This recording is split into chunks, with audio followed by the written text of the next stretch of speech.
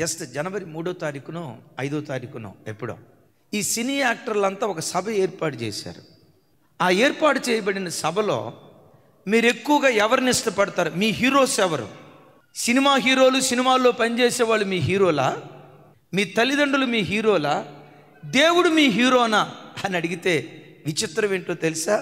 సినీ యాక్టర్లే మా హీరోలు అని 13% పెడితే, మా అమ్మే మా నాన్నే మాకు హీరో అని 3% పెడితే, దేవుడు అనే స్థలానికి వచ్చేసరికి 0. ఒక్కళ్ళు కూడా మాకు దేవుడు కావాలని అలా. 3వ తారీఖు 5వ తారీఖు ఇది జరిగిందంటే 2 రోజులు గడిచాయో లేదో పట్టణం తగలబడింది.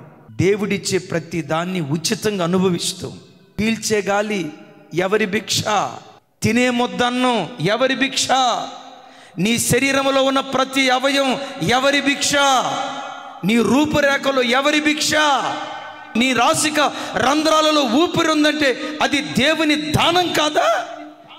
దేవుడు అనుగ్రహించిన ప్రతి దాన్ని అనుభవిస్తూ నాకు దేవుడు అక్కర్లేదంటే దేవుడు ఏం చేస్తాడో తెలుసు? ఎవరై నువ్వే నాకు